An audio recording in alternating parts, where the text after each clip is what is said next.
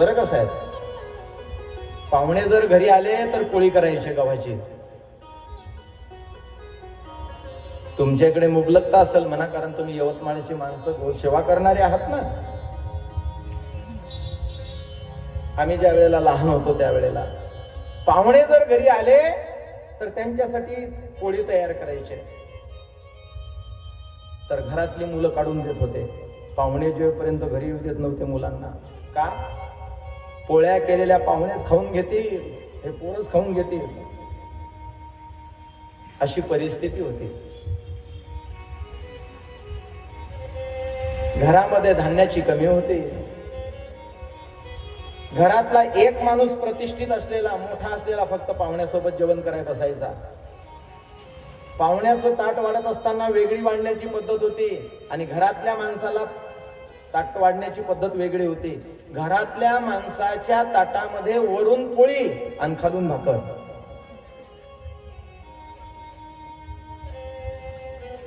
आणि पाहुण्याच्या ताटामध्ये पोळी. पाहुण्याचं लक्ष नाही पाहायचं आणि घरच्या माणसानं खालच्या भाकरीचा घास तोडायचा आणि तोंडात चोरून टाकायचा. का? तर पाहुण्याला दिसलं नाही पाहिजे की आपण भाकर जेवतो. ही परिस्थिती. आता आज चला बोला, आज काय कमी आहे? पण त्यावेळेला जे समाधान होतं घरामध्ये ते आज मात्र समाधान नाही. त्यावेळेला पोळी खायला मिळत नव्हती. आमचे आजोबा सांगायचे, एवढूस पीठ घ्यायचं, एवढा मोठा भाजीचा पाला घ्यायचा, झाडाच्या भाज्या, आणि त्याच्यामध्ये एवढं पीठ टाकून त्या पाल्यामध्ये भाकरी तयार करायची आणि त्यानं पोट भरायचं. असे ते पूर्वीचे दिवस. परंतु त्यावेळेचा जी माणसाची मानसिकता होती, जे समाधान होतं ते मात्र आज नाही. काय कमी आहे आज? पण काय कमी आहे हेच तुम्ही माणसाचं बळ आहे. निश्चिंतता नाही, समाधान नाही. कुठं गेलं हे? याचं कारण आहे, आमच्या गोठ्यातनी गाय राहिली नाही आणि आमच्या घरातनी माय राहिली नाही.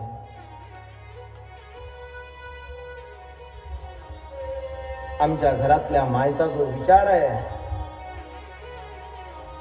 तो विचार आज राहिला नाही.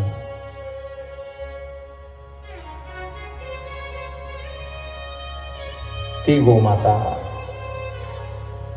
माझी स्वामी आहे, माझी देवता आहे. माझी देवता जर पायामध्ये काही घालत नाही तर मी कसा घालू?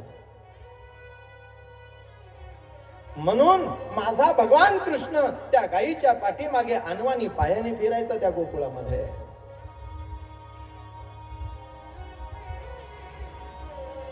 सूतजी महाराज शौनक ऋषींना सांगतात,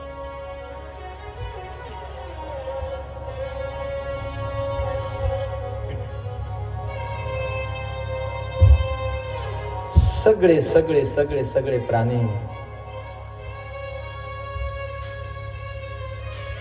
सगळे देह निर्माण झाले आणि निर्माण केल्यानंतर प्रत्येक देहाकडे भगवंतानी बघावं, प्रत्येक देहाकडे बघावं, परंतु त्याचं नाव घेणारा मात्र कोणी दिसत नव्हता. म्हणून भगवंतानी हा मनुष्य देह तयार केला.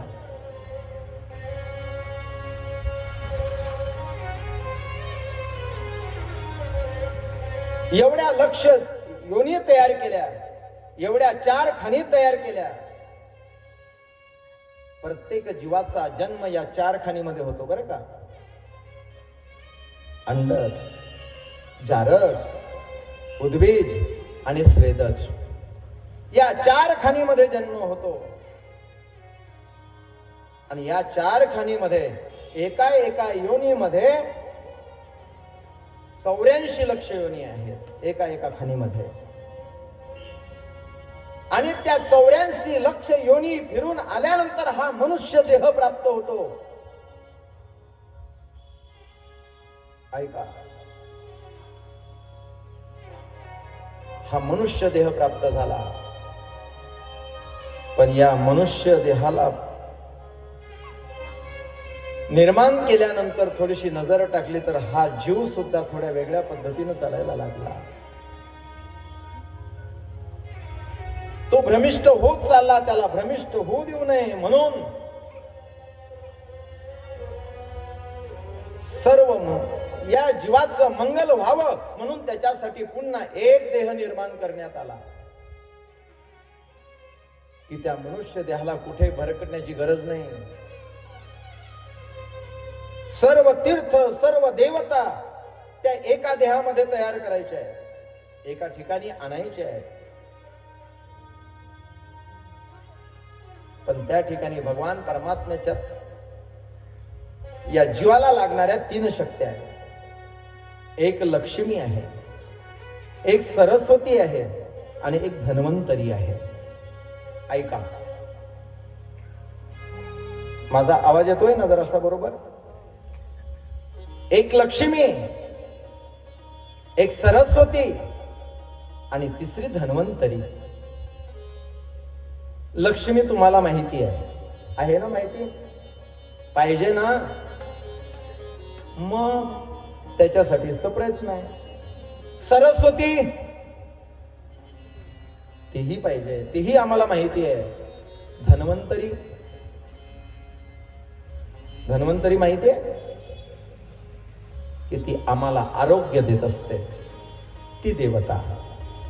लक्ष्मी आहे, सरस्वती आहे, पण धन्वंतरीची जर अवकृपा झाली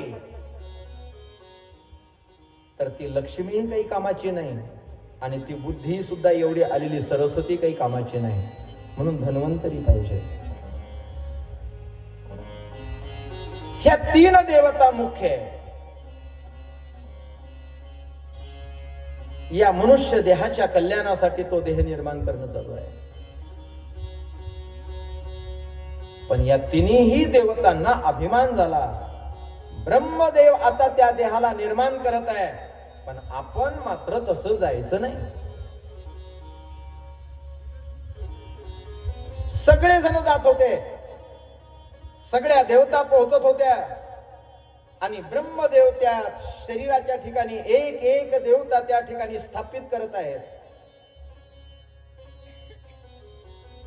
म्हणून गोमातेच्या ठिकाणी त्या सगळ्या देवता आहेत आणि गोमातेचं जे स्वरूप आहे त्याच्यावर सुद्धा हे सगळ्या देवता स्थापित होत आहेत. जी देवता यायची त्या देवतेला स्थान ब्रह्मदेव द्यायचे. पूर्ण हा गोमातेचा देह निर्माण झाला. पण या 3 देवता तिथे पोहोचल्या नाही. कशामुळे? स्वतःच्या अहंकारामुळे. एक लक्ष्मी आहे, एक सरस्वती आहे आणि एक धन्वंतरी आहे की ज्याच्या मुळे सगळं या मनुष्य देहाचं चालतंय. परंतु या 3ही देवता गैरहजर राहिल्या आणि ब्रह्मदेवानं सगळ्या देवता वेगवेगळ्या याच्यावरती स्थापन केल्या. आणि मग या 3घींना कळालं का ग, तो ब्रह्मदेव तर तो शरीर पूर्ण करून आता या मृत्यू लोकामध्ये पाठवणार आहे आणि मृत्यू लोकातले लोक आता इतर ठिकाणी पूजा केल्यापेक्षा त्या एका देहाची पूजा केल्यानंतर सर्व पुण्य आपल्या पदरामध्ये पाडून घेणार आहे.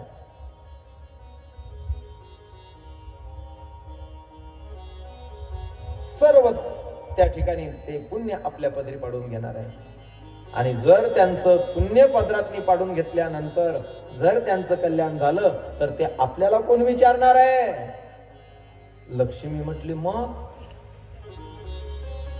ब्रह्मदेवाचं तर आमंत्रण आलं नाही. ते म्हणे आलं नाही, पण पूजा करून घ्यायची असेल तर चल. ती सरस्वतीला म्हणते, तेवढ्या म्हणते धन्वंतरी सुद्धा त्या ठिकाणी आली. ती म्हटली, का ग तुम्ही इथे बसलेल्या तुम्हालाही आमंत्रण आलं नाही? धन्वंतरीला लक्ष्मी सरस्वती विचारते, तू पण इथेच आहेस का? ती म्हणते, मला असं वाटलं ब्रह्मदेव आमंत्रण करेल, परंतु ब्रह्मदेवाने मलाही बोलवलं नाही. त्या देवता 3ही सुद्धा एकत्र आल्या आणि विचार करतात, जर आपण गेलो नाही तर मृत्यू लोकामध्ये आपली पूजा होणार नाही, कोणी आपल्याला विचारणार नाही. कारण ब्रह्मदेवाने सगळ्या देवतांनी ईश्वराने तो ब्रह्मदेवाला असं निर्माण करायचं सांगितलं शरीर की त्याच्यामध्ये सगळ्या देवता मानव कल्याणासाठी तो तयार करायचा आहे. सर्व तीर्थ सर्व देवता एका स्थानावरती त्यांना दर्शन प्राप्त करून देणार आहे. या तिन्ही देवतेने विचार केला आपण गेलो पाहिजे. काही माणसं बोलवल्यानंतर करत नसतात, काही माणसं सांगितल्यानंतर करत नसतात, काही माणसं विनंती केल्यानंतरही करत नसतात, प्रार्थना केल्यानंतरही करत नसतात आणि ती वेळ निघून गेली की मग पश्चाताप करत असतात. तसंच या तीन देव्यांचं झालं. या लक्ष्मीचं, या सरस्वतीचं, या धन्वंतरीचं असंच झालं. त्या मानानं गेल्या नाही, कारण त्यांच्याकडे मान आला. मान जो स्वतःच्या आपल्या जीवनामध्ये मान घेऊन राहतो आणि त्या गायीची सेवा करत नाही, त्याच्या जीवनामध्ये या लाभापासून तो मात्र विनमुख राहतो. त्याच्या जीवनामध्ये हा लाभ प्राप्त होत नाही. असं होऊ नये म्हणून वेळेतच सावध व्हावं. आणि ती सरस्वती, ती लक्ष्मी, ती धन्वंतरी आता या तिघी एकत्र आल्या आणि एकत्र येऊन ब्रह्मदेवाच्या दारात उभ्या राहिल्या. मृत्यू लोकावरती मानव कल्याणासाठी निर्माण झालेलं शरीर गोमातेचं तयार झालं. प्रत्येक स्थानावरती वेगवेगळी देवता स्थापनही झाली आणि आता ती गोमाता आता मृत्यू लोकामध्ये पाठवायची हे ठरलं. पण तेवढ्यामध्ये या दारात तिन्ही देव्या आल्या. त्यांनी क्षमा मागितली, आम्ही उशिरा आलो, आम्हाला क्षमा करा.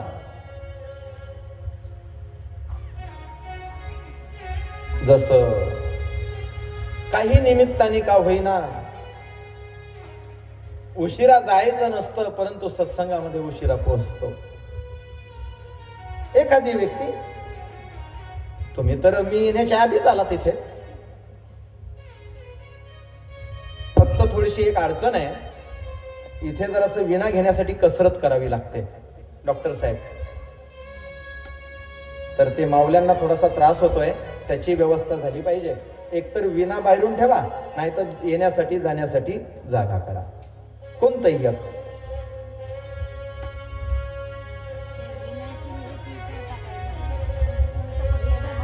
कारण येताना मलाही दिसतात, जाताना मलाच दिसतात. त्याच्यानंतर दुसरी गोष्ट, हे जे इथे तयार केली ना कमान, ही कथा सुरू झाल्यानंतर बंद झाली पाहिजे ही कमान. आणि मग ज्यांना यायचं असेल ते म्हणतील बाबा आमचं रस्ता इथेच तर घर आहे, मग आम्ही असं यावं का? भागवत चालू व्हायच्या आधी या रस्त्याने, आणि मग भागवत चालू झाल्यानंतर जर यायचं असेल तर मग असंच, मग चुकलं की फेरा पडत असते.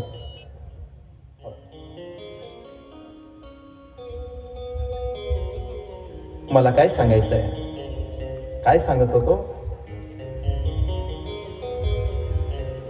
जसं एखादं इच्छा नसतानाही उशिरा यावं लागतं, परंतु महाराजांनी तर सांगितलं आपल्या निर्धारित वेळेत बसलं पाहिजे, आपल्या निर्धारित जागेवर बसलं पाहिजे.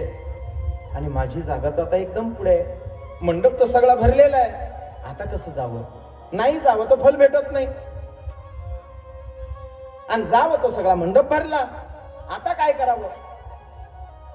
तर विनंती करावी लागेल, चालता चालता सगळा समाज चिरावा लागेल. पण चालता चालता एखादाचा स्पर्श कोणाला झाला तर त्याला प्रार्थनाही करावं लागेल.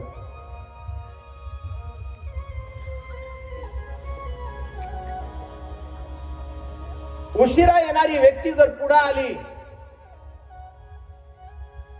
तर अनेकांचे मन आपल्याकडे वेधल्या जातात, अनेकांचे लक्ष आपल्याकडे येतात. एका क्षणापुरता का होईना सगळ्यांचं कथेतून लक्ष आपल्याकडे वेधलं याचा दोष लागत असतो. आलं का लक्षामध्ये? याचा दोष लागत असतो. म्हणून जर एखाद्या वेळेला वेळ झालाच तर जिथे आहे तिथे बसावं, पण आपल्या जागेवरच बसायचं आहे. तर आरतीच्या आधी येऊन आपल्या जागेवरती उभं राहावं. हे एक एक छोटासा दोष सांगतोय मी आपल्याला. आमचं करणं चालू आहे, आम्ही करतोय, करत असताना तर दिसतं, परंतु मात्र फल हातामध्ये दिसत नाही, मिळालेलं समाधान त्या पद्धतीचं दिसत नाही. याचं कारण काय? आम्हाला दिसतंय विहिरीमधून पाणी तर मोटर पंप उचलतो, त्या पाण्याची पातळी कमी होत आहे, परंतु ज्या स्थानावरती पाणी पोहोचायला पाहिजे त्या स्थानावरती तर अजून पाहिजे त्या प्रमाणात पाणी पोहोचलंच नाही. विहिरीतलं पाणी कमी झालं, ज्या जागेवर पाहिजे त्या जागेवरती आम्ही पाईपही टाकले, परंतु पाहिजे तसं पाणी पोहोचलं नाही. याचं कारण काय? तर मध्ये लिकेज झालं. लिकेज काय झालं? लिकेज झालं. लिकेज. तसं आम्ही काही साधना, आम्ही काही परमार्थ करतो तर आमचे असे काही नियम चुकतात आणि हे लिकेज होतात. म्हणून आमचं समाधानापर्यंत, त्या सुखापर्यंत आमचं ते फल प्राप्त आम्हाला होत नाही. म्हणून हे लिकेज काढायचे. हे लिकेज काढणं महत्वाचं आहे. मोटर पंप आमचा किती वेळ चालला याला महत्व नाही, लिकेज आहे का बरोबर आम्ही काढलेलं. नाहीतर पाणी इथे थोडं, तिथे थोडं, त्या पाईपातून थोडं, त्या पाईपातून थोडं, असं करता करता जिथे पोहोचायचंय तिथे फक्त एवढूस. असं नाही झालं पाहिजे. पूर्ण आमच्याच प्रत्येकाच्या पदरामध्ये ते पडलं पाहिजे. सुतजी महाराज शौनक ऋषींना सांगतात की ऋषी हो, ह्या 3 देव्या ब्रह्मदेवाच्या समोर मात्र आता उभ्या राहिल्या. त्या गोमातेचं शरीर तर तयार झालेलं होतं. आता ते मृत्यू लोकामध्ये सर्व माणसांच्या कल्याणासाठी पाठवायचं होतं, मानव जातीच्या कल्याणासाठी ते पाठवायचं आहे. कारण प्रत्येक जीवाला आपल्या स्वतःचं कल्याण करण्यासाठी, म्हणून प्रत्येक देवतेकडे, प्रत्येक तीर्थस्थानावरती या संसारातल्या जीवाचं जाणं होणार नाही. म्हणून त्याच्यासाठी काढलेला हा उपाय आहे. ऐका, हा काढलेला उपाय आहे. पण या देव्या मात्र त्याच्यापासून विन्मुख राहिल्या. मानामुळे आमचा मान. एखाद्याच्या दारात जर गाय असेल ना तर शेण कोणी काढत नाही. काही माणसं फल मिळावं म्हणून गोरक्षण मध्ये जातात, पण त्यांना गाईचाच त्या शेणाचाच वास येतो. ते तोंड असं धरून जातात. कारण आमचं अज्ञान आहे. अज्ञानाच्यामुळे आम्हाला काही गोष्टी कळत नाही. असो, त्या 3 देवता ब्रह्मदेवाच्या समोर हात जोडून उभ्या राहिल्या. ब्रह्मदेवाने सांगितलं, आता सगळ्यांची स्थानं तर आपापली प्राप्त झाली, देह तयार झाला, आता स्थान राहिलं नाही. त्या 3 देवता विनंती करतात, काही करा, कुठे करा, तुम्ही म्हणाल त्या ठिकाणी आम्ही थांबायला तयार आहे, फक्त आम्हाला तुम्ही स्थान द्या. शेवटी ब्रह्मदेव दयाळू आहे. त्या लक्ष्मीला सांगितलं, त्या सरस्वतीला सांगितलं, तुम्ही म्हणाल ते स्थान मिळणार नाही, मी सांगेल त्या ठिकाणी राहावं लागेल. त्या एकमेकीकडे बघायला लागल्या. त्या म्हणायला लागल्या, काय करता, जसं मिळेल तसं, नाही तर ते पण मिळणार नाही. आमची आजी म्हणायची, मानानं खायना रोटी आणि उठल्या पडल्या उखळचाटी. अशा काही सवयी असतात. तसे या देवता, या लक्ष्मी, सरस्वती आणि धन्वंतरी तिघी ब्रह्मदेवाच्या समोर हात जोडून उभे आहेत, प्रार्थना करतात, विनंती करतात, आम्हाला स्थान द्या. ब्रह्मदेवाने सांगितलं पूर्ण शरीर तयार झालेलं आहे, आता निर्धारित स्थान सगळ्या देवतांना प्राप्त झालेले आहेत, आता मात्र स्थान रिकाम नाही. शेवटी त्यांनी विनंती केली, प्रार्थना केली, आमच्यावरती दया करा, नाहीतर आम्हाला या जगतामध्ये कोणी विचारणार नाही. ब्रह्मदेवाने त्यांच्यावरती दया केली आणि लक्ष्मीला सांगितलं, ठीक आहे, मान्य आहे तुला? हो मान्य आहे. जा, गोमाता जो मल टाकेल त्या मलाच्या ठिकाणी तू वास्तव्य कर. कशाच्या ठिकाणी? ज्या ठिकाणी गोमाता मल टाकेल, जे मय टाकेल त्या मयाच्या ठिकाणी तू वास्तव्य कर, त्या मलाच्या ठिकाणी. म्हणून गोबर जे गाईचं शेण आहे त्याच्यामध्ये लक्ष्मीचं वास्तव्य आहे. म्हणून ज्याला असं वाटते आपल्या घरामध्ये लक्ष्मी यावी, पूर्वीच्या माता भगिनींनी आपल्या दारामध्ये गाईच्या शेणाचे सडे टाकत होत्या. आता टाकतात का नाही मला माहिती नाही.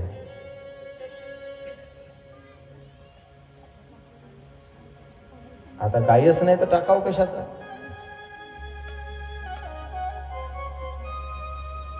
सड्या टाकायच्या जागाही राहिल्या नाही.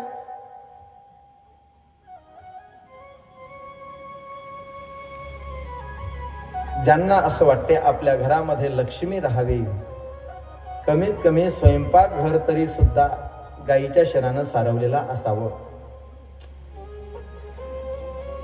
काल चांगलं सांगितलं या महाराजनं, आज काहीतरी बिघडलेलं दिसते. अरे आमच्या घरामध्ये ती स्टाईल लावण्यासाठी, मार्बल टाकण्यासाठी आमच्या बुवाला आम्ही महिनाभर जेवू दिलं नाही. संध्याकाळी दररोज जेवण करायला बुवा आले, पाना त्यांच्या घरी कशी फरशी आणली, आणि आपल्या घरी मी तर सारून माझं सगळं, मी तर काय जशी काय या घराची नोकरीनच आहे, जस काय मोलकरीनच आहे. शेवटी ते टाकून घेतली आणि आता काय सारवायचं सांगताय आम्हाला. असो, त्या गोमयाच्या ठिकाणी, त्या गोबरच्या ठिकाणी लक्ष्मीचं वास्तव्य आहे. लक्ष्मी त्याच्यामध्ये वास करते. त्या लक्ष्मीनं सांगितलं, ठीक आहे, काही हरकत नाही, मी त्या ठिकाणी वास्तव्य करेन. लक्ष्मी माता त्या ठिकाणी वास्तव्य करते. सरस्वती म्हटली, आता मला,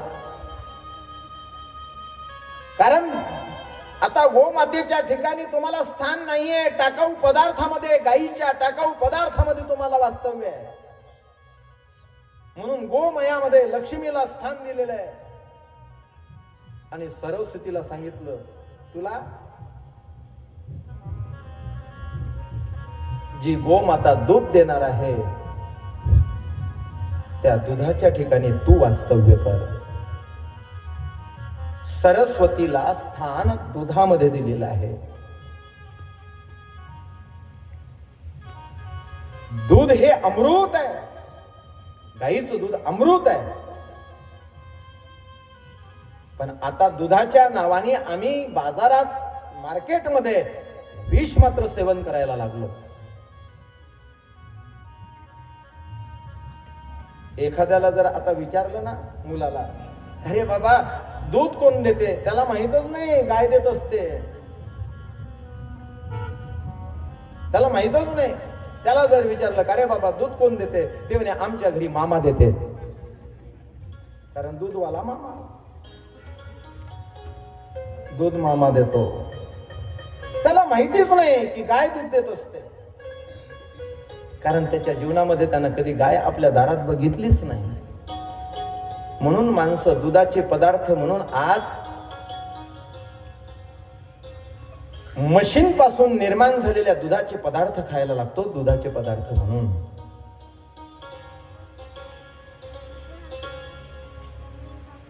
काही काही दिवस काही काही पदार्थाला येत असतात. आता मार्केटमध्ये भोजनात एक पदार्थ आला आणि त्याचे दिवस आज वाढले. कुठे जा ती पनीरची भाजी, कुठे जा. तुमच्याकडे आहे का नाही? मग ती पनीरची भाजी. तुमच्याकडे काय पावशेर मिळते साहेब पनीर? काय पावशेर मिळते तुमच्याकडे? किती? 100 रुपये पावशेर. तुम्ही कधी पनीर केलं घरी? करता येत नाही? सांगू का कसं करायचं?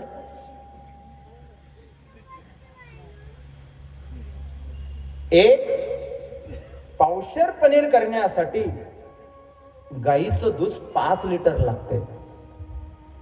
किती लिटर? 5 लिटर गाईचं जर दूध असेल तर 1 पावशेर पनीर तयार होते. तर 1 लिटरचे तुमच्याकडे किती किती रुपये लागतात? 1 लिटर दुधाला 50 रुपये घ्या. 50 रुपये लिटर प्रमाणे 5 लिटरचे पैसे किती झाले? बोला. 250 रुपये. आणि पनीर काय पावशेर? 100 रुपये. काय आपल्या बापाने ठेवलं काय? मग जे आम्ही पनीर ज्या दुधाचं म्हणून खातोय ते खरंच दूध आहे का आणखीन काय आहे?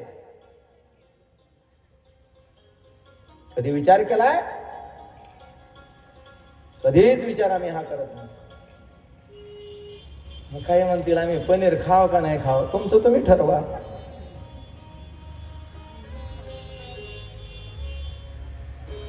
पण दुधाचा पदार्थ म्हणून आज आम्हाला अमृताच्या जाग्यावरती विष म्हणून खायला दिल्या जाते. याचं कारण आहे आम्ही गोसेवेपासून वंचित आहोत.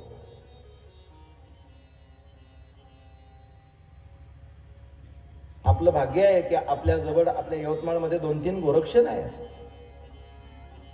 त्याच्यामध्ये ओम राधाकृष्ण हे सुद्धा गोरक्षण आपल्या जवळ आहे. करा ना त्या गोरक्षणच्या समितीजवळ योजना नावाची नोंदणी.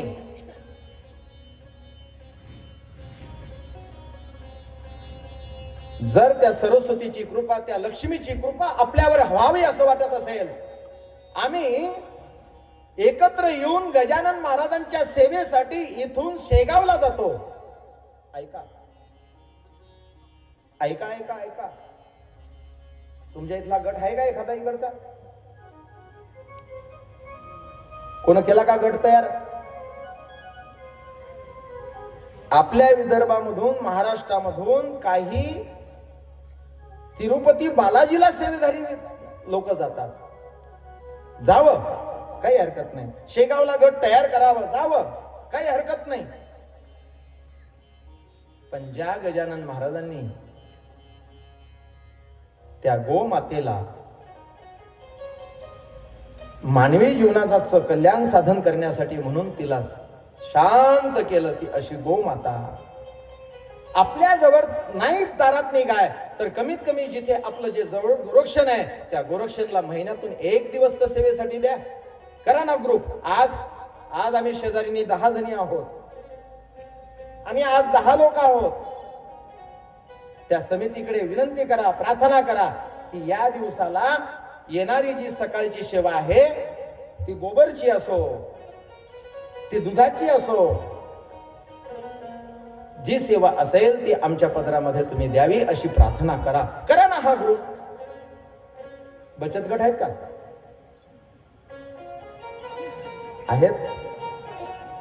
आहेत का?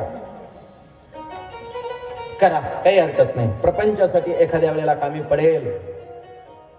बचत गट केल्यानंतर तुम्हाला एखाद्या वेळेला प्रपंचासाठी आधार मिळेल. पण सांगू का तुम्हाला, जर तुम्ही गोसेवेचा जर गट तयार केला तर तुमच्या जीवाचा आधार बनेल. जीवाचा आधार मिळेल, जीवाचा आधार. त्या ठिकाणी तुम्हाला लक्ष्मीही प्राप्त होईल, त्या ठिकाणी तुम्हाला सरस्वतीचीही प्राप्ती होईल. कराय खटाखट, बघा तर करून. महिन्यात एक दिवस, कोणी 1 तारीख घ्यावी, कोणी 5 तारीख घ्यावी, कोणी 10 तारीख घ्यावी, कोणी 30 तारीख घ्यावी. 5 महिलांचा असावा, 10 महिलांचा असावा, असा एक गट तयार करावा. ओम राधाकृष्ण बहुउद्देश संस्थानला करा विनंती की आम्हाला एक दिवस द्या ना सेवेचा. का करू नये? ज्या ठिकाणी लक्ष्मी वास्तव्य करते आणि ज्या ठिकाणी ही सरस्वती वास्तव्य करते, त्या ठिकाणी आम्हाला सेवेची संधी प्राप्त होते. याच्यापेक्षा आणखीन दुसरं काय पाहिजे?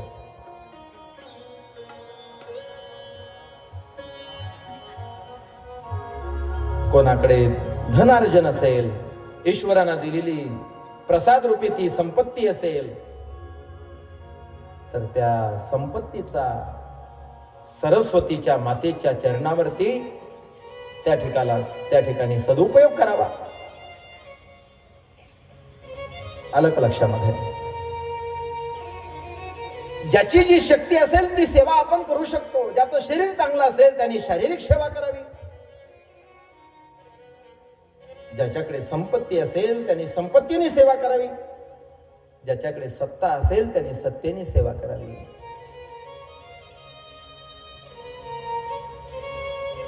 ज्याच्याकडे ज्ञान असेल त्यांनी आपल्या ज्ञानाच्या द्वारे त्या गोमातेची सेवा करावी. आणि ही संधी या ओम राधाकृष्ण बहुउद्देशीय संस्थांनी माझ्या जीवनामध्ये ही संधी प्राप्त करून दिली. एक वेळ मी त्यांच्या चरणावर नमस्कार करतो. ही सेवा आहे, ही सेवा आहे. सेवा ही वेगवेगळ्या अंगाने तयार केल्या जाते. सेवा ही एक प्रकारची नाहीये. वेगवेगळ्या औषधकांना वेगवेगळ्या अंगाने ती सेवा केल्या जात असते. ज्याला जी सेवा करता येईल त्याने त्या सेवेमध्ये आपलं नाव नोंद करावं.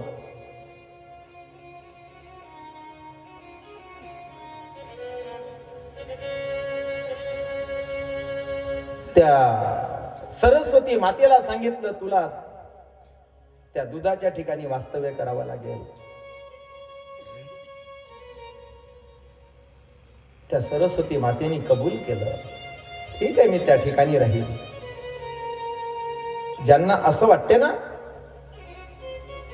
की माझा मुलगा म्हातारपणातनी वेडा होऊ नये, त्याला पागलपणाचा दौरा येऊ नये, त्यांनी आपल्या मुलाला गाईचंच दूध द्या, गाईचंच दूध द्या.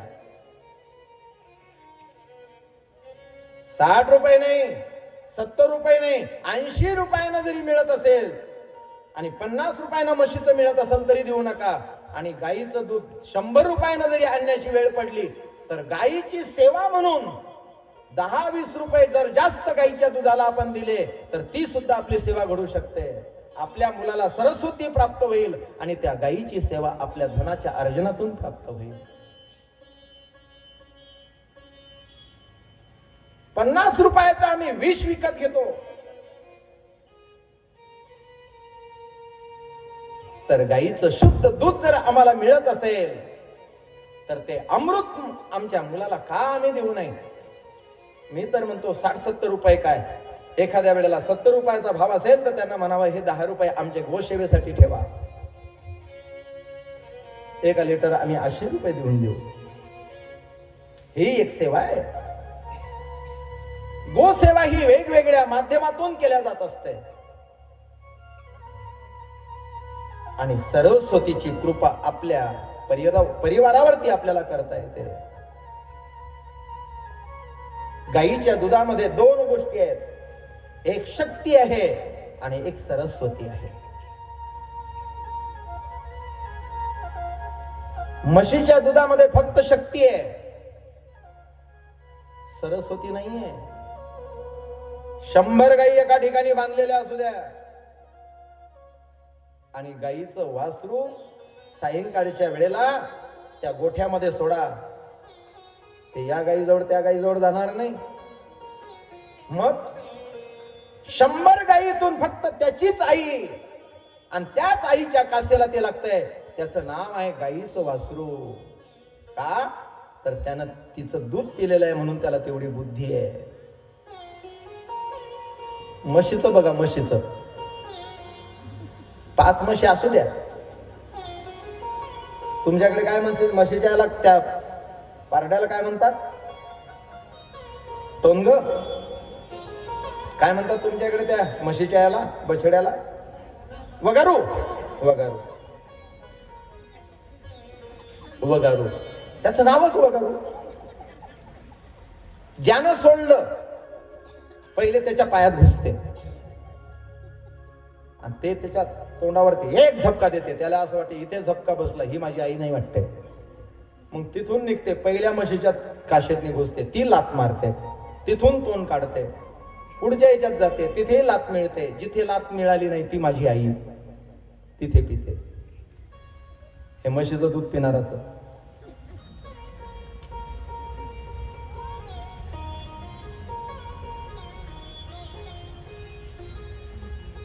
फक्त शक्तिवर्धक असलेली ती म्हशीचं दूध आहे.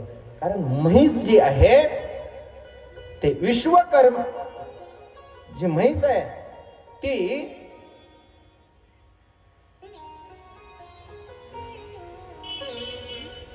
ब्रह्मदेवाच्या सृष्टीमधली नाही आहे. ब्रह्मदेवाच्या सारखी सृष्टी निर्माण करण्याची शक्ती ज्या ऋषीकडे आहे तो विश्वामित्र. त्यानं सुद्धा दुधाचा प्राणी तयार केला, ती म्हणजे म्हैस. म्हणून जे ब्रह्मदेवाच्या सृष्टीमध्ये ज्या देवतेचा ज्या ठिकाणी तिथे अधिष्ठान नाहीये, ती पदार्थ देवाच्या पूजेसाठी, देवाच्या सेवेसाठी चालत नाहीत. म्हणून म्हशीचं दूध देवाच्या अभिषेकासाठी चालत नाही. मग डेअरीवरच चालते का नाही तुमचं तुम्ही बघा. जर म्हशीच चालत नाही तर मशीनचं चालत असन का?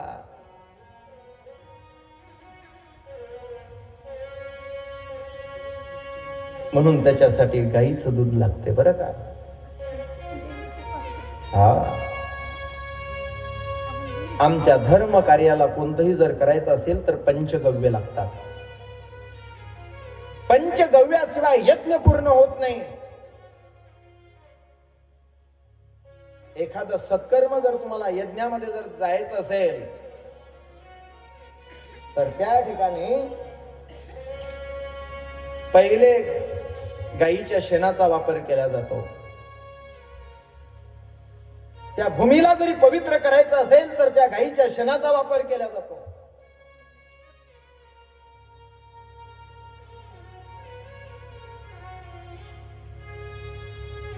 इंद्राकडून ब्रह्महत्या घडली आणि त्या ब्रह्महत्या त्या इंद्राच्या पाठीमागे लागली. ऐका, इंद्राच्या पाठीमागे ती ब्रह्महत्या लागली. इंद्र घाबरला. आता या माझ्या ब्रह्महत्येचं जे पातकाचं जे दोष आहे हे कोण घेईल? या जगतामध्ये काही जीव उपकारी आहेत, त्याच्यामध्ये 3 गोष्टी, 4 गोष्टी, 5 गोष्टी. इंद्रदेवाच्या वेळेला या भीतीनं तो घाबरत होता, धावत होता, पळत होता. त्यावेळेला काही उपकार जीवावरती करणारे काही लोक आहेत, ते इंद्राकडे आले. त्याने सांगितलं, इंद्रा, आम्ही तुझं ब्रह्महत्येचं पातक घेऊ, ते ब्रह्मदोष आम्ही घेऊ. त्याच्यातली 1 नंबरची जर कोण असेल तर ती पृथ्वी माता आहे. सगळ्या जीवावरती उपकार करते, सगळ्या जीवांचं पोषण करते, ती अन्न देते.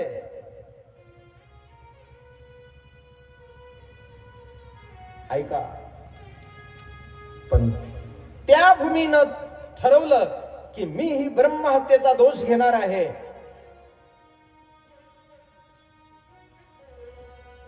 जर या पृथ्वीचा दोष मुक्त जर करायचं असेल, या ब्रह्महत्येच्या दोषाच्यातून जर मुक्त व्हायचं असेल, तिला करायचं असेल, तर त्याच्यासाठी फक्त एकच उपाय आहे, तो म्हणजे गोबर, गाईचं शेण. त्या पृथ्वीला त्या गाईच्या शेणानं लेप करावा, तेव्हा त्या स्थानावरती त्या पृथ्वीजवळ असलेला जो दोष आहे, ब्रह्म हत्येचा जो दोष आहे, तो त्या जीवाला प्राप्त होत नाही. नाहीतर ती ब्रह्म हत्येचा दोष, ब्रह्म पातक त्या भूमीवरती आलेलं असतं. त्याला बुरशी आलेली असते, त्याच्यावरती बुरशी येते, ती ब्रह्म हत्या आहे. सांगूनच देतो हा विषय निघाला म्हणून. नंबर 2, वृक्ष हा सगळ्या जीवावरती उपकार करत असतो. त्या वृक्षाने सुद्धा हे ब्रह्म हत्येचा दोष घेतला इंद्राच्या. तो डिंकाच्या रूपानं बाहेर आला, म्हणून डिंक सुद्धा खात असताना कसाही खाऊ नये. काही म्हणत असतील हिवाळ्यात, मी आता हिवाळा चालू आहे, त्या लाडू तर टाकला, मग खायचा किंवा नाही खायचा, त्याला दोषमुक्त करण्यासाठी एक तर त्याला अग्नीचा संबंध द्यावा, तो भाजून काढावा, त्याचा दोष निघून जात असतो. डिंकाचा दोष अग्नीने जातो, भूमीचा दोष गोबराने जातो. नंबर 3, पाणी सगळ्या जीवावरती उपकार करणार आहे जलदेवता. त्यांनी ती ब्रह्महत्येचा दोष घेतला. ब्रह्महत्येचा पातकाचा दोष या पाण्याने घेतला. इंद्राच्या ब्रह्महत्येचं पातक आहे, ब्रह्महत्या आहे. तो पाण्यावरती येणारा जो बुडबुडा असतो, तो ब्रह्महत्येच्या दोषाचा असतो. म्हणून पाणी पित असताना तपासून पिलं पाहिजे. त्या बुडबुड्यासह जर पाणी पिलं तर ब्रह्महत्येचं पातक लागतं. आलं का लक्षात? पाणी पित असताना तपासून पावं, म्हणून एक म्हण आहे, पाणी पिना छान के और गुरु करना पहचान के. पाणी पित असताना तपासून पाहावं का, तर त्याच्यामध्ये ब्रह्म पातक जे आहे, तो बुडबुडा, तो आलेला फेस, तो मिटला पाहिजे, तेव्हा पाणी प्यायचं. आणि जर तसाच पाणी पिला तर त्याला ब्रह्म पातक लागत असते. नंबर 4, सांगू का नको? सांगतो. पहिली झाली पृथ्वी माता, नंबर 2 वृक्ष, नंबर 3 पाणी, नंबर 4 स्त्री रूपानं निर्माण झालेली माता. स्त्री ही सगळ्या जगावरती उपकार, जीवावरती उपकार करते. तिच्याकडे करुणा आहे, तिच्याकडे वात्सल्य आहे. तिनं त्या इंद्राचं ते पातक बघितलं आणि तिनं सांगितलं, ब्रह्मदेवा, तुझं ब्रह्म पातक माझ्याकडे सुद्धा दे. 4 भागामध्ये हे ब्रह्म पातकाचा वाटप झाला. मग स्त्रीकडे हे ब्रह्म पातक कोणत्या अवस्थेमध्ये येतं? ज्या वेळेला महिन्याला 4 दिवस असतात, ते ब्रह्म पातकाचे दिवस आहेत. म्हणून अशा स्त्रीनं त्या दिवसामध्ये कोणतंही सत्कर्म करू नये. त्या दिवशी त्या स्त्रीनं जर अन्न तयार केलं तर त्याच्यामध्ये ब्रह्म पातकाचा दोष त्या खाणाराला लागतो. म्हणून अशा स्त्रीनं त्या दिवशी आपल्या घरातल्या माणसांसाठी स्वयंपाक करू नये, असं शास्त्र आहे. कारण ते ब्रह्म पातक आहे. पूर्वीच्या माता भगिनी हे नियम सगळे पाळत होत्या. आता पाळतात का नाही मला माहित नाही. यवतमाळमध्ये पाळतात. यवतमाळ मधलं मला माहितच नाही, पण जेवढे जेवढे भागवतात आहेत तेवढे पाळतच असतील. आणि जर नसतील काही पाळत तर आता आजपासून पाळतील एवढी निश्चित आहे. गोपाल कृष्ण भगवान की जय. ब्रह्म पातकाचा दोष आहे.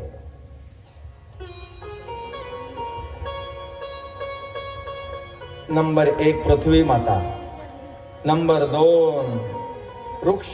नंबर 3 सांगा पाने. नंबर 4 स्त्री. पृथ्वी मातेच्या ठिकाणी असलेला तो ब्रह्म दोष घालवण्यासाठी गोबर.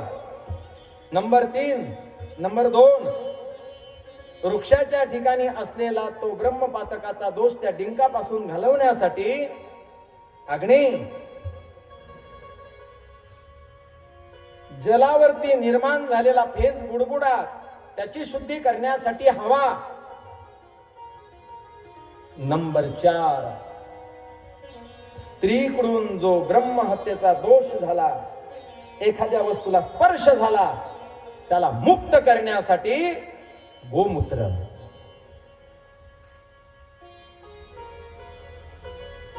मला दोष सांगण्यासाठी मी आपल्याला सांगितले नाही, परंतु अशा ब्रह्महत्येच्या पातकातूनही सुद्धा आपल्याला पवित्र अवस्थेकडे नेणार जर काय असेल तर ते गोमूत्र आहे. ती धन्वंतरी देवी आहे. ती धन्वंतरी आहे.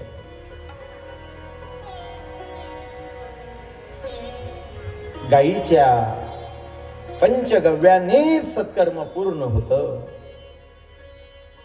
म्हणून देवाला अभिषेक गाईच्या दुधाचा, देवाला दीप गाईच्या तुपाचा, देवाला भोगही सुद्धा दुधाच्याच, गाईच्या दुधाच्याच पदार्थाचा. जर हे नसेल तर नाही दिलं तरी चालेल देवाला.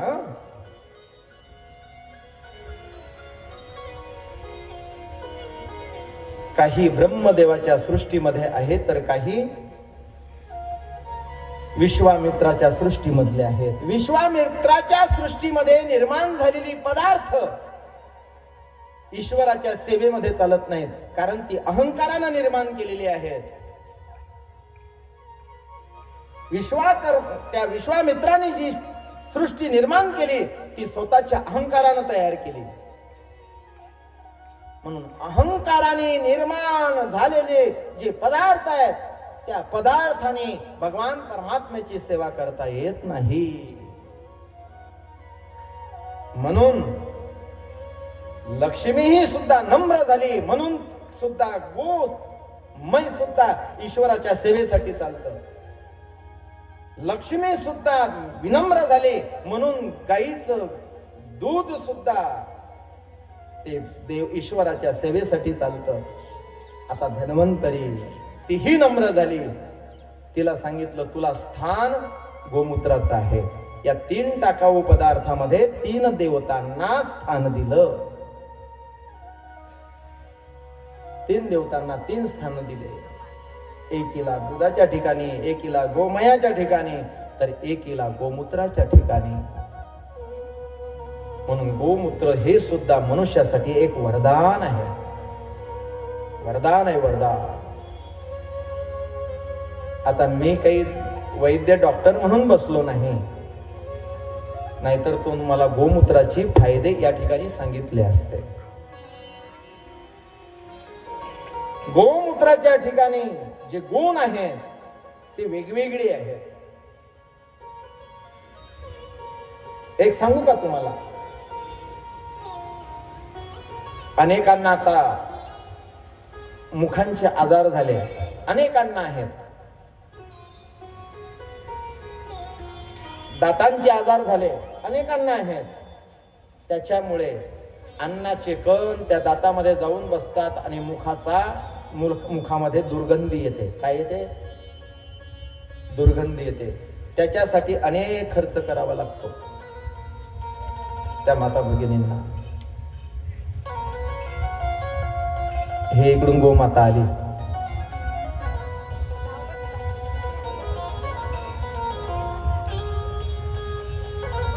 ते बघा किती शहाणी आहे.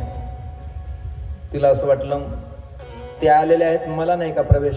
इकडून आहे तर इकडून मी काय येऊ नये? यांनी फक्त असा हात दाखवला, तिला कळालं की मला स्थान नाही. ती निघून गेली. आणि याच ठिकाणी म्हैस असती तर अर्धा पडदा फाडून गेली असती.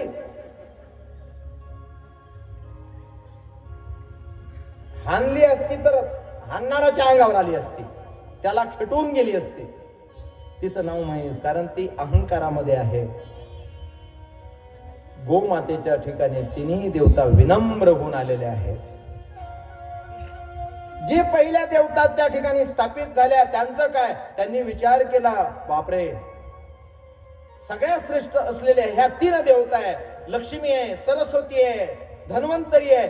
याच देवतांना जर मानी झालं, अभिमानी झालं तर असं स्थान मिळतात. आणि जर समजा आपल्याकडे अभिमान आला तर,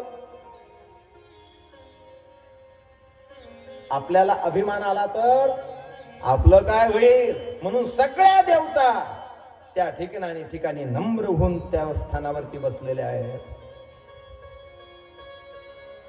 नम्र होऊन आहे.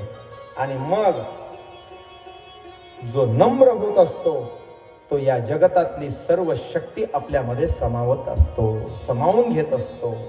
अशी ही नम्र गोमाता आहे. म्हणून तिच्याकडे या जगतातली सर्व शक्ती आहे. प्रमाण देऊ.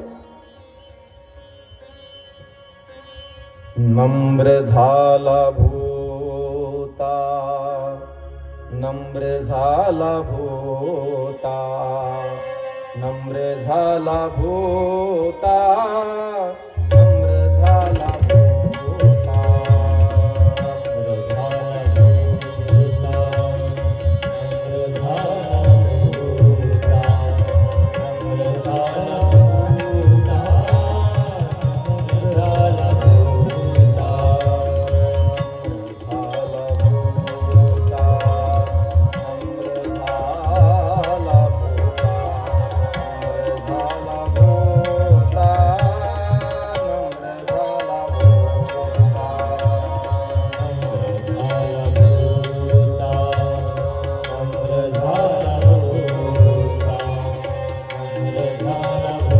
भूता, नम्र झाला भूता,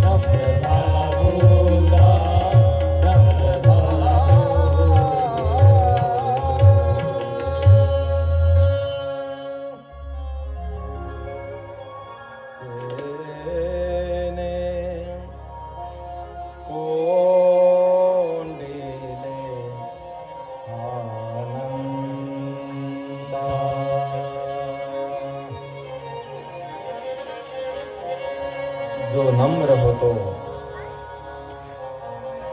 तो भगवान परमात्म्याची जी शक्ती आहे, स्वरूप आहे, तो आपल्या हृदयामध्ये त्याला स्थापन करत असतो. तो त्याच्यामध्ये वास्तव्य करत असतो. ते गोमातेच्या ठिकाणी ही सर्व देवता, ईश्वरत्व त्या ठिकाणी आहे.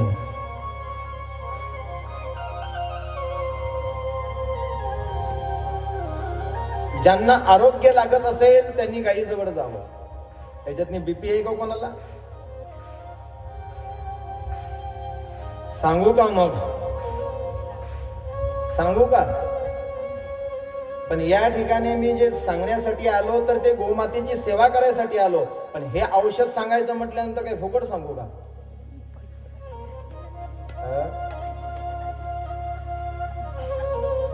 गांधीबाई,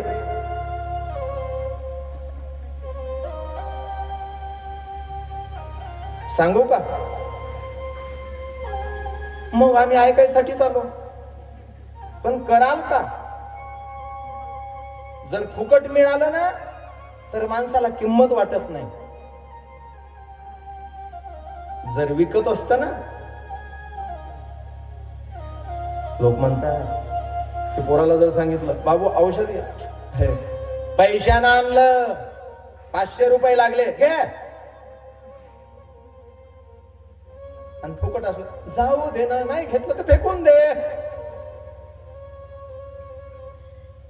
म्हणून फुकट जर दिलं तर त्याची किंमत राहत नाही. सांगू का?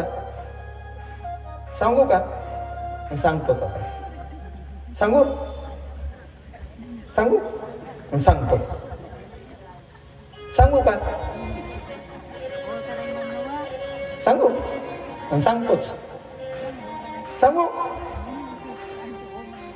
सांगतो.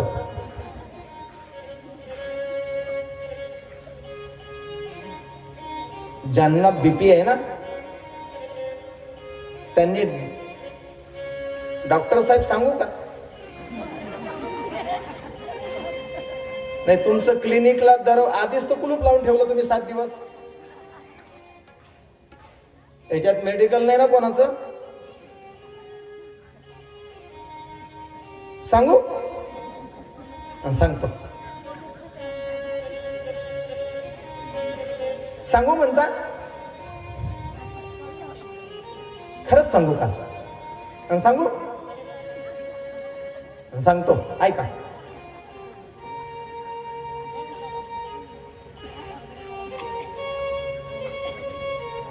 पहिले माणसं कामं करायची होती, कामं करत होती, आपल्या शेतामध्ये फिरत होती ना. पण आता तसं काही राहिलं नाही. म्हणून सकाळी उठून तुम्ही फिरायला जाता का नाही? हो म्हणा, नाही तर नाही म्हणा. हो, जात जा. पण कोणत्याही रस्त्याने जाऊ नका.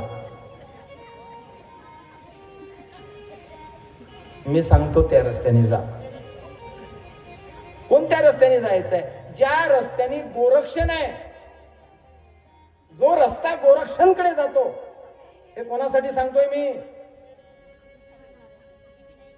ज्याला बीपी आहे त्याच्यासाठी, आणि ज्याला बीपी नाही होऊ नये असं वाटत असेल त्याच्यासाठी. कोणाकोणाला असं वाटतं बीपी व्हावं आपल्याला? त्यानं जाऊ नका. कोणाकोणाला असं वाटतं बीपी आपला बसावा? त्याच्यासाठी सांगतोय. जो रस्ता गोरक्षणकडे जातो त्या रस्त्याने दररोज सकाळी उठा, चालत जा. चालत गेल्यानंतर गोरक्षण पर्यंत पोहोचा.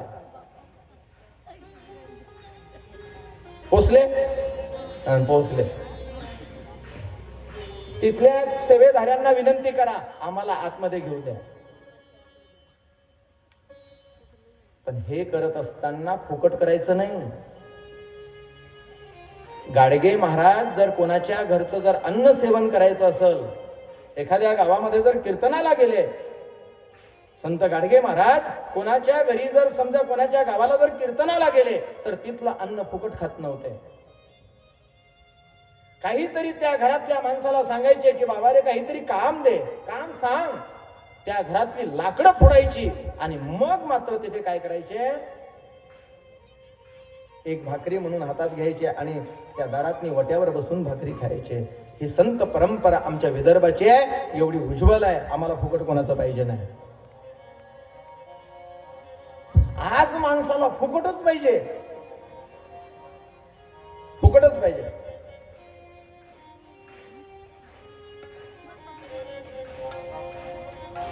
पण फुकट तेवढं महागात पडते. जेवढं फुकटचं असलं तेवढं महाग पडते.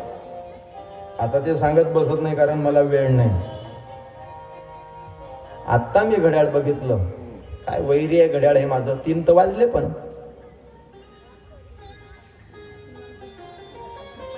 आता 1च तास राहिला. काय म्हणत असतील, आम्ही तर आत्ता आलो. मग मी काय करू?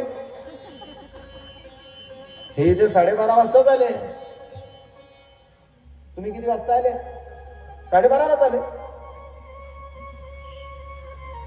मग आता तुमचं ऐकू का उशिरायला येणाऱ्यांचं ऐकू? कोणाचं ऐकू? जे नियमामध्ये नाही त्यांचं कसं काय ऐकू? जे नियमात असतील त्यांचं ऐकतो. असो, ऐका, 1 तासामध्ये तर खूप काही मिळते.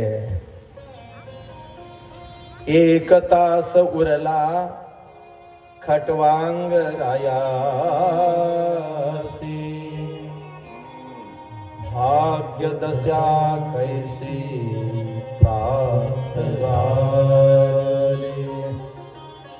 1 तास खटवांग राजाला मिळाला होता, तर त्याच्या जीवनामध्ये त्याला जे पाहिजे ते मिळून घेतलं. आम्हाला तर अजून आजचा 1 तास राहिलेले, पुन्हा 5 दिवस.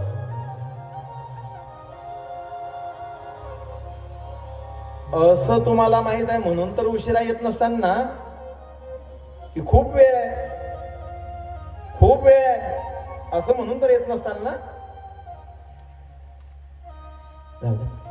चाललं का? चालणं झालं नाही का?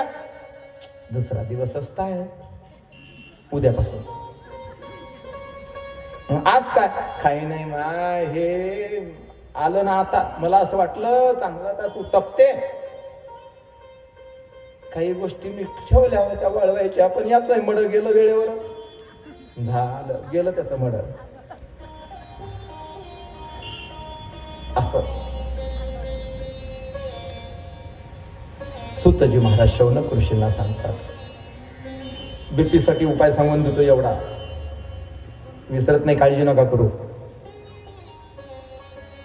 मी काय मेडिकल वाला थोडाच विसरायला. त्या रस्त्याने चालत जायचं, जिथे ते सेवेदारी आहेत त्यांना विनंती करायची, घेता का आतमध्ये? त्याने आतमध्ये घेतल्यानंतर कोणत्याही एका गाईजवळ जायचं, त्या सेवेदाराला विचारायचं लात कोणती मारत नाही.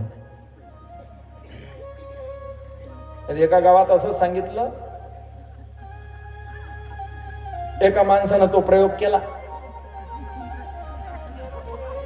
आणि मग तो माणूस आला आणि तो तसा बसला. त्याला विचारलं, का रे बाबा काय झालं? ते म्हणे भागवत भवलं. भागवत भवलं कसं काय? नको विचारू. असं वाटलं साधूच ऐकलं की चांगलं होते, परंतु हे तर ऐकलं तर भागवतच भवलं. अरे झालं तरी काय, सांग तरी. काय नाही, गेलो होतो गोरक्षांच्या तिकडे, त्या गाईजवळ गेलो, अशी लात मारली, आता पाय उचलत नाही, भागवत भवलं. असं भागवत भवलं नाही पाहिजे. त्यांच्याकडून माहिती करून घ्यावी, कोणती गरीब गाय, तिचंच काढा शेण, करा तिची जरा साफसफाई. त्या गायीवरून हात फिरवा, सेवा करा, तिच्या मानेमध्ये हात घाला, तिच्या काशेत हात घाला. गोचिड वगैरे असतील तर काढून टाका, फेकून द्या. आणि मग त्या गाईला 5 प्रदक्षिणा करा. ज्याला बीपी आहे त्याच्यासाठी सांगतोय. आणि प्रदक्षिणा करून गायीची पूजा पुढून केल्या जाते का मागून केल्या जाते? हा, मागून. तिच्या मागे उभे राहा. तिला शेपटी आहे, ती शेपटी आपल्या अंगावरून ओवाळून घ्या. आणि शक्तीच्या इकडून असा हात करा आणि तिच्या त्या पृष्ठावरती ठेवा. इकडचा हात पुन्हा असा करा आणि त्या पृष्ठावरती ठेवा. फक्त 5 मिनिटं तिच्या पृष्ठावरती असे हात धरून उभे राहा. 5 मिनिट फक्त 5 मिनिट. ज्यांना बीपी आहे त्याच्यासाठी सांगतोय.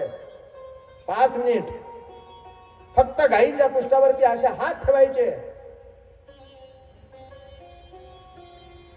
आणि 5 मिनिट झाले की तिला नमस्कार करा. पुन्हा एक प्रदक्षिणा पूर्ण करा आणि चालत तसंच घरी या. असं नियमानं 3 महिने करा आणि बीपीची गोळी बंद करून टाका.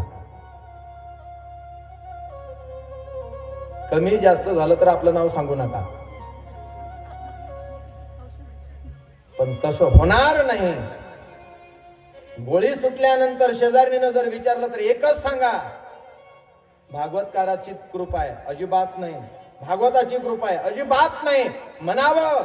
जर तुला असं निरोगी बनायचं असेल तर माझ्यासोबत गायीकडे चाल. तू एक गाय घे, तिची सेवा कर, मी दुसऱ्या गायीची सेवा करते. असा तुमचं परिसर, तुमचं घर, तुमचा परिवार, तुमचं कुळ असं निरोगी करून टाका.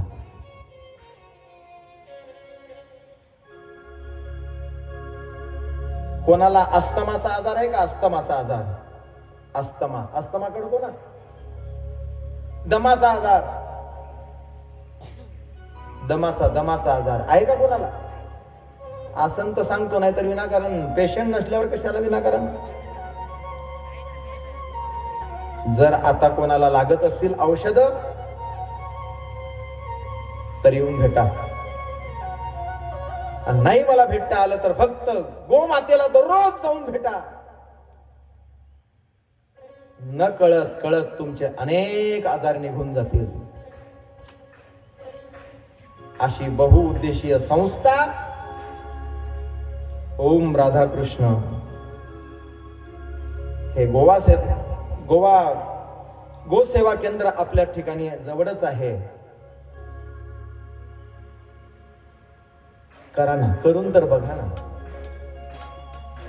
आणि ज्यांना असं वाटते आपल्याला दररोज जाणं होणार नाही, आजार बसवण्यासाठी तर जात, पण ज्यांना असं वाटते जाता येणार नाही, परंतु मला सेवाही मिळालं पाहिजे आणि माझे काही जे अमंगल ग्रह आहेत ते मंगल झाले पाहिजे, त्यांनी महिन्यातून 1 दिवस त्या गोरक्षण मध्ये सेवेला जा.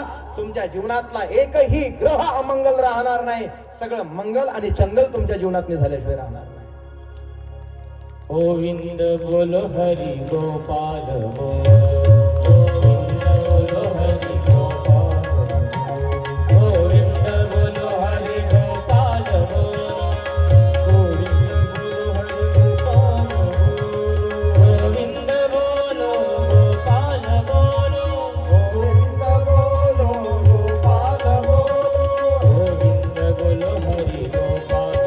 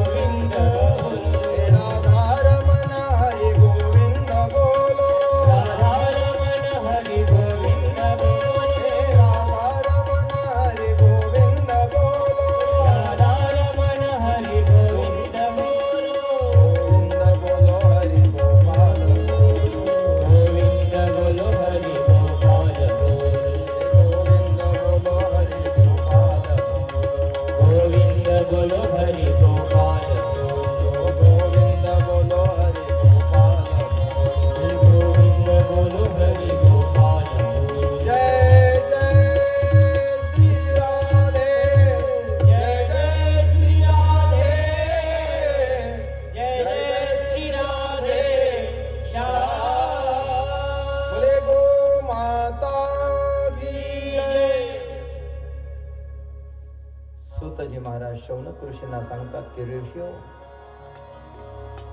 ज्यांनी आपल्या जीवनामध्ये ही गोसेवा केली, जो या गोसेवेच्या रस्त्याने चालत गेला, त्याचा पाय वाईट मार्गाने चालत नाही. त्याचं जीवन वाईट मार्गाने जात नाही. का तर त्या ठिकाणी गो मातेच्या द्वारे त्याला ज्ञान प्राप्त होते. ती सरस्वती माता त्याच्यावरती, त्या जीवावरती कृपा करते. म्हणून आपल्या मुलाला रविवारच्या दिवशी गोशाळेमध्ये जराशी सेवा करायला नेत जा. मुलांनी गट करावा. आपल्या मुलाला सांगावं, तसे तर तुझे मंडळ आहेच ना रे. तर 8 दिवसातनी 1 दिवस त्या गोशाळेमध्ये जावं. तिथे थोडीशी काही चाऱ्याची व्यवस्था असेल, चाऱ्याची सेवा असेल, ती करावी. ज्यांना जे शक्य होईल ते करावं. नाही तसं कमीत कमी तर 12 महिन्याला आपला वाढदिवस येतो ना, येतो का नाही? इकडे तिकडे रोडवर केल्यापेक्षा, कोण्या चौकात केल्यापेक्षा, ते केक एखादा तोंडाला लावून भूतासारखं झाल्यापेक्षा गोरक्षण मध्ये जावं आणि त्या गोरक्षण मध्ये जाऊन त्या गोमातेचा आशीर्वाद धारण करावा.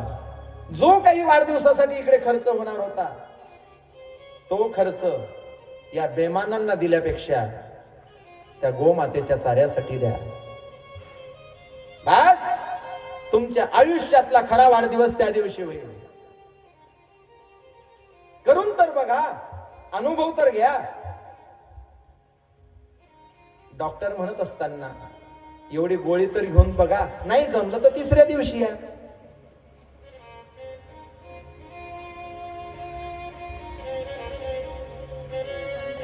तुमचे ग्रह असलेले जे अमंगल आहेत ते मंगल होऊन जातील. पवित्र आपली बुद्धी तयार होईल.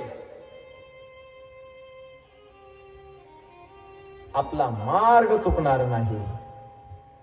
कारण सरस्वती माता, लक्ष्मी माता आणि धन्वंतरी माता त्या जीवावरती ह्या देवता कृपा करतील. जर एखाद्या वेळेला याच्यापासून जर तो बाजूला सरकला तर गो नाम इंद्रिय, ऐका, तर त्याची इंद्रिय मात्र सैरा वैरा गेल्याशिवाय राहणार नाही.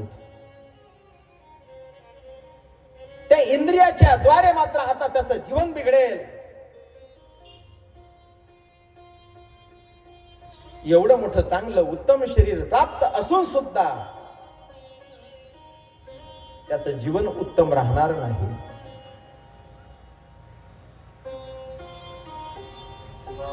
त्याचं जीवनही सुद्धा अधम होईल.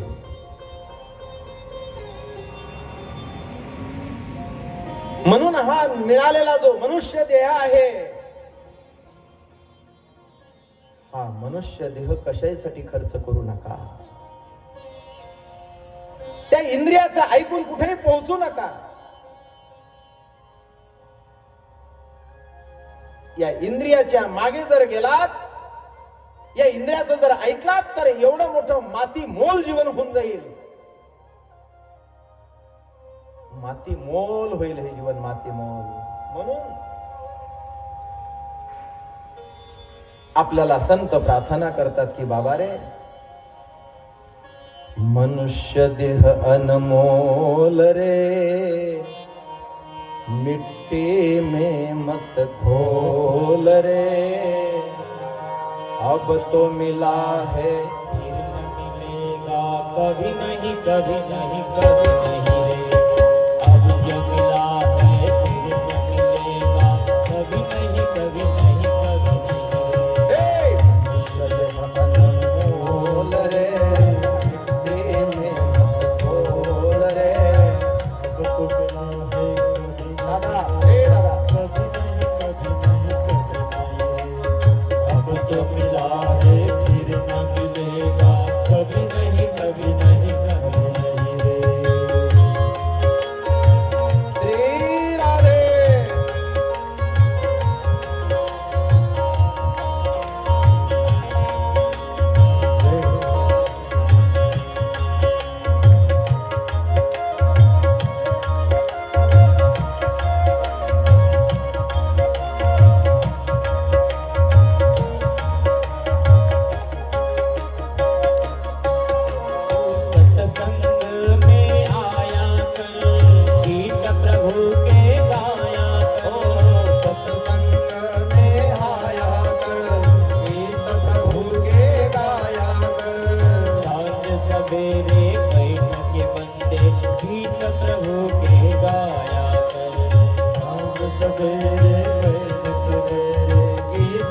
भूखे गाया कर। नहीं लगता कुछ मोल रे, मिट्टी में ना रोल रे, अब जो मिला है फिर न मिलेगा, कभी नहीं कभी नहीं कभी नहीं रे, अब जो मिला है फिर न मिलेगा, कभी नहीं कभी नहीं कभी नहीं रे। अनमोल रे मिट्टी में मत घोल रे, अब जो मिला है फिर न मिलेगा, कभी नहीं कभी नहीं कभी नहीं रे। अब तो मिला है फिर न मिलेगा, कभी नहीं कभी नहीं कभी नहीं रे। श्री राधे।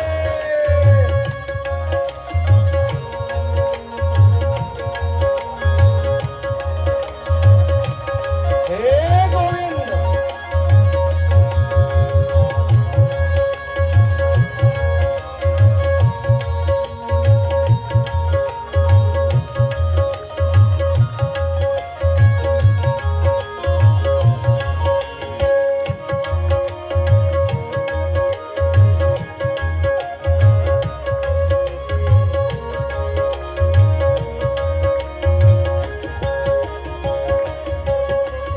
तू है बूंद पानी का, मत कर जोर जवानी का, तू है बूंद पानी का, मत कर जोश जवानी का। समझ समझ के कदम रखो, पता नहीं जिंदगानी का, समझ समझ कर पता रखो, पता नहीं जिंदगानी का, सबसे मीठा बोल रे, मिट्टी में ना रोल रे, अब जो मिला है फिर न मिलेगा, कभी नहीं कभी नहीं कभी नहीं रे, अब जो मिला है फिर न मिलेगा, कभी नहीं कभी नहीं कभी नहीं रे।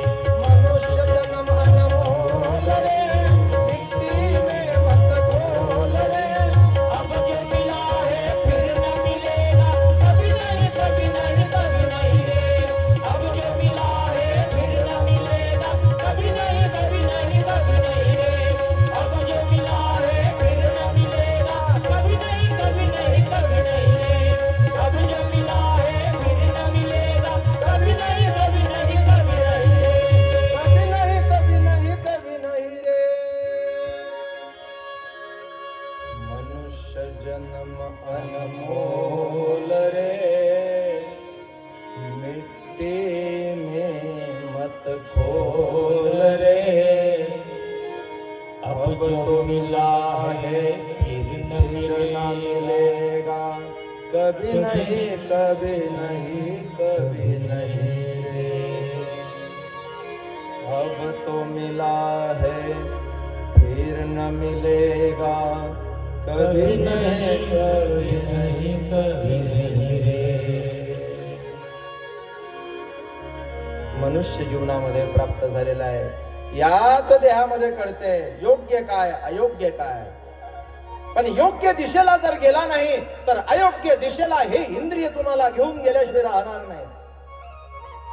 माती मोल जीवन बनेल, एवढी ख्याती या नरदेहाची या पुराणामध्ये आहे, या शास्त्रांमध्ये आहे,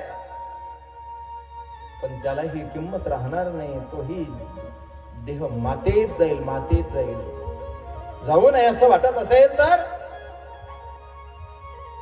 तू सत्संग में आया कर, गीत प्रभु के गाया कर। सांझ सवेरे बैठक बंदे, गीत प्रभु के गाया, नहीं लगता कुछ मोल रे, मिट्टी में ना रोल रे, अब तो मिला है फिर न मिलेगा, कभी नहीं कभी नहीं कभी नहीं। चालत जाण्यासाठी पैसा लागत नाही। लक्ष्मीची कृपा आपल्यावरती होण्यासाठी पैसा खर्च करण्याची गरज नाही। सरस्वतीची मातेची कृपा आपल्या जीवनामध्ये व्हावी याच्यासाठी पैशाची गरज नाही। धन्वंतरी आपल्या जीवनामध्ये आरोग्य देऊन आपलं जीवन सुखी ठेवत असेल तर त्याच्यासाठी ही सुद्धा पैसा खर्च करण्याची गरजच नाही. परंतु जे आपल्याला ईश्वरानं दिलेले आहे, इंद्रिय असतील, सत्ता असेल, धन असेल, तर त्या ईश्वराने दिलेल्या प्रसादामधून आपण फक्त त्या गोमातेची सेवा करा. बस जीवनात ह्या सगळ्या गोष्टी प्राप्त होतात. जर हे केलं नाही तर तुम्हाला काय वाटतं? ती लक्ष्मी ती आधीच चंचल आहे, ती आधीच चंचल आहे. ती घरामध्ये तशीच राहील, ती वेगवेगळे मार्ग काढते मग. आणि हे वेगळे मार्ग निघू नये असं वाटत असेल तर सावधान, आला मोका. राधाकृष्ण गोसेवावाले बसून आहे, नाहीतरी आपण कुठं कमावून गेलेलं आहे. लाडक्या बहिणीचेच काय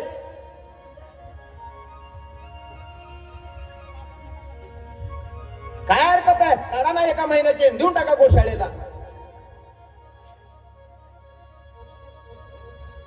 त्या गाईच्या सेवेला पण फुकटचे पण द्या वाटत नाही.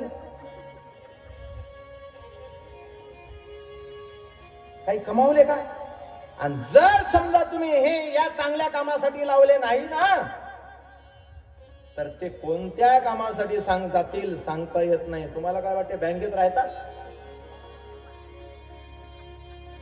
म्हणून मिट्टी में मत खोल रे, अब जो मिला है फिर न मिलेगा कभी नहीं, कभी नहीं, कभी नहीं. हा मोका जीवनामध्ये प्राप्त झालेला आहे. ही संधी ईश्वरानं आपल्याला दिलेली आहे. काही म्हणत असतील मग तुम्ही काय करता? मी जे करतो तेच तुम्हाला सांगतोय.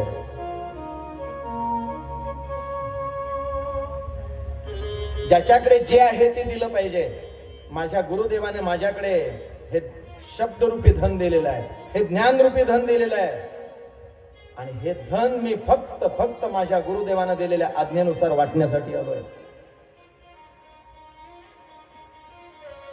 माझा तुमचा परिचय नसल्यामुळे तुम्हाला असं वाटत असेल. कोणत्याही महाराजकडे जर तुम्ही तारीख घेण्यासाठी गेलात तर पहिले शब्द असतो, डॉक्टर साहेब तुम्ही काय देणार?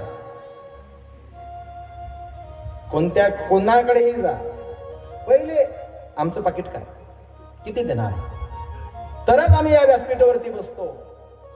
आज या व्यासपीठकडे सुद्धा हे बाजारीकरण आलं.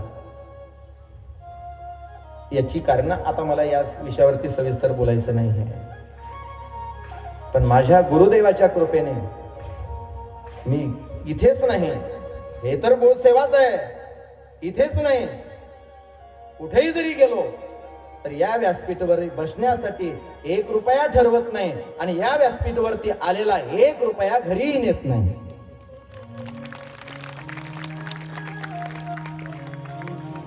जर या व्यासपीठावर कोणी दक्षिणा जर चढावा जर टाकला तर या ठिकाणी आलेले जे दक्षिणा आहे हे गोसेवेसाठी सुपूर्त होते. म्हणून काळजी करू नका. आज एका महिन्याचे टाका, उद्या दुसऱ्या महिन्याचे टाका, नाहीतरी फुकटचेच आहे. काय हरकत आहे? कारण सदुपयोगाला गेलं पाहिजे, सदुपयोगाला गेलं पाहिजे. आणि जर गेलं नाही तर दानाचे प्रकार आठवलं तर मी आज नाही सांगणार, उद्याला सांगेन. दान कसं करावं, कोणाला करावं, कसं करावं. तर ती लक्ष्मी वेगवेगळे पाय काढते, ती चंचल आहे, ती वेगळ्या मार्गाने जाते. धन त्या घरामधलं अशुद्ध बनते.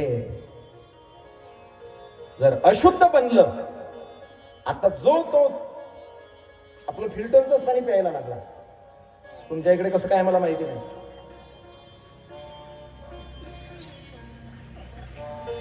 पिंपळगाव मध्ये अशी एक विहीर होती की त्या विहिरीवरच सगळ्या माता भगिनी पाणी काढून आणत होत्या. आहे का विहीर? मग पण त्या विहिरीवर पाणी भरायला एकही महिला जात नाही. आता जाते का? का? तोटी फिरवली की पाणी काय जाण्याची गरज आहे. पण ज्या विहिरीमधला आम्ही पाणी पित होतो त्या विहिरीमधलं आता ते पाणी काढणं बंद झालं. आता त्या विहिरीतलं पाणी प्यायला कोणीच तयार नाही. जर कोणी प्यायला गेला तर त्याला रोग झाल्याशिवाय राहत नाही. का तर ते पाणी न काढल्यामुळे ते पाणी अशुद्ध बनलं. त्याच विहिरीचं पाणी पित होतो आम्ही, पण आता त्या विहिरीचं पाणी पिता येत नाही. बर, मग काढलंच नाही पाणी तर वाळला असल, रस्त्यानं चालला असल. नाही नाही नाही नाही, जेवढी त्या पाण्याची पातळी आहे त्याच्यापेक्षा वर जरासही येत नाही. जशी जशी या जमीन मधली पातळी कमी होते तसं तसं पाणी खाली जाते, पण वर येत नाही. जमिनीतली जशी पातळी आहे तशीच लेवल त्या पाण्याची राहते. म्हणजे याचा अर्थ काय, तुमच्या प्रारब्धामध्ये जेवढं आहे तेवढंच येणार आहे. तुम्ही किती काही करा, किती काही उड्या मारा, जर तुम्ही त्याच्यातलं काढत राहिलात तर तेवढंच पाणी त्या विहिरीमध्ये येत राहते, तेवढंच पाणी येत राहते. तुम्ही तसं हे धन शुद्ध करण्यासाठी तुम्ही या धर्म कार्यामध्ये, या धर्मासाठी, या गोसेवेसाठी देत राहा. तुमचा हा झरा जो आहे प्रारब्धाचा तो तसाच अखंड आणि शुद्ध होत राहील. तो शुद्ध होईल, शुद्ध. आणि जर तुम्ही हा मिळालेला ठेवा जर तुम्ही या धर्म कार्यासाठी जर खर्च केला नाही, काढलाच नाही, तर वाढतही नाही प्रारब्धापेक्षा जास्त. पातळी जेवढीच्या तेवढीच राहते आणि अशुद्ध सुद्धा बनते. आणि त्या अशुद्धाने मग आमच्या घरातल्या माणसांच्या बुद्ध्या बिघडतात. जसं त्या विहिरीचं पाणी बदललं की रोग होतो ना, तसं या धनाने सुद्धा, अपवित्र धनाने जर आमच्या जीवनामध्ये जर ते आलं तर त्या अशुद्ध धनाने आमच्या बुद्ध्या बिघडतात. आणि मग त्या धनाने काय घडतं मला जास्त सांगण्याची गरज नाही, अनेकांना अनुभव असतील, पण इथे नसेल कोणाला. ते धन वेगळ्या मार्गाने निघून जाते. खूप धन होत. सुतजी महाराज शौनक ऋषींना सांगतात, ऋषी हो, वास्तविक पाहता उत्तम नगर आहे. त्या उत्तम नगरामध्ये राहतो. हे शरीर उत्तम नगर आहे. कोण राहतो? हा आत्मदेव राहतो. त्याचं लग्न मोही बुद्धी सोबत झालं. तिचं नाव धुंदुली आहे. मोही बुद्धी धुंदुली आहे. मी अध्यात्म आणि कथा दोन्ही सोबत सांगतो, हा ऐका. जी मोही बुद्धी आहे ती धुंदुली आहे. ती धुंदुली त्या आत्मदेवाची पत्नी झालेली आहे. संतांनी सांगितलं तसं ऐकलं नाही. पुत्र मोह निर्माण झाला, माझ्या मुलासाठी पाहिजे, माझ्या मुलासाठी पाहिजे. संतांनी सांगितलं ऐकलं नाही. त्या मोहाच्या संबंधाने, पुत्राच्या मोहाने जे आपल्या पदरामध्ये नाही तेही सुद्धा मागून घेतलं. संतांनी समजून सांगितलं, ते ऐकलं नाही. पण शेवटी संतांचा प्रसाद आहे. पण त्याच्यावरती विश्वास या मोही बुद्धीनं धुंदुलीने ठेवला नाही. तो संताकडून मिळालेला जो प्रसाद आहे, हा प्रसाद तिनं गाईला चारला. संताचा प्रसाद गाईला चारला.